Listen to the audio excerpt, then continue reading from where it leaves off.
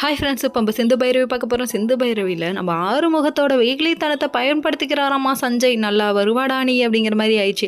அதான் video call பண்ணி பல்லவியை ஒரு பக்கம் காமிச்சிட்டு அதே கெட்டப்பில் இருக்கக்கூடிய வேற ஒரு பொண்ணு கூட டான்ஸ் ஆடிட்டு இருக்காரு. இது தெரியாத ஆறுமுகம் போய் அடின்னு அடிக்க, சும்மா இந்தா குத்து, லெஃப்ட்ல குத்த, ரைட்ல குத்த, குமாங்குத்து அப்படின்னு சொல்லிட்டு குத்துன்னு கொத்த, கடைசியில் என்ன ஆறுமுகம் என்ன பண்ணிட்டு இருக்கேன்னு சொல்லி கேட்க, அடப்பாவி இப்படி கொத்து விட்டானேன்னு சொல்லிட்டு அதுக்கப்புறம் தான் நிமிந்து பார்க்குறாரு. இது இப்போ தான் பார்க்குறியா, கொஞ்ச நேரத்துக்கு முன்னாடியே பார்த்துருக்கலாமே அப்படிங்கிற மாதிரி ஆயிடுச்சு. அதுக்கப்புறம் திட்டி விட்டு அனுப்பிட்டாங்க நம்ம பல்லவி. அப்செட்டோட கிளம்பி வந்தாங்க. கடைசியில் பார்த்தா ஆட்டோக்கார அங்கிள் சொதப்பிட்டாருங்க. உடனே வண்டியில் ஏறு பல்லவின்னு சொல்லி கேட்டதுக்கு ஏறவே முடியாதுன்னு வீம்பு பிடிச்சிட்டாங்க.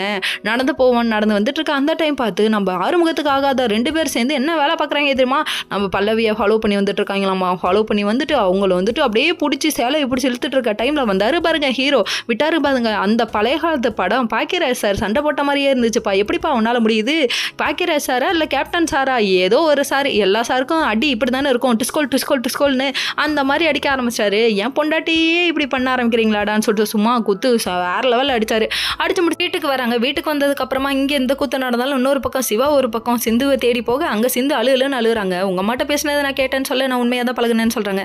அதுக்கப்புறமா என் ட்ரங்கு பெட்டி எடுத்து காமிக்கிறாங்களாமா. இது நீ யூஸ் பண்ண செப்பல், நீ யூஸ் பண்ண ஷூ, நீ யூஸ் பண்ணது அப்படின்னு சொல்லிட்டு ஒவ்வொன்றா மொத்தமாக காமிக்கிறாங்க. அந்த ஒரு நிமிஷம் சந்திரமுகியாவே மாறிட்டாங்க. அடேங்கப்பா, அந்த எபிசோடு அப்படியே தூக்கி இங்கே வச்ச மாதிரி இருக்குல்ல. சரி பரவாயில்ல விடுங்க. இது ஒரு பக்கம் நடந்தாலும் அதுக்கப்புறம் பல்லவிக்கு மருந்து போட்டு விடுறத பார்க்கணுமே. டைலாக் தம்பி மூஞ்சில தொப்ப வச்ச அங்கிள், உங்க மேல எனக்கு காதல் வராதுங்கிறாங்க.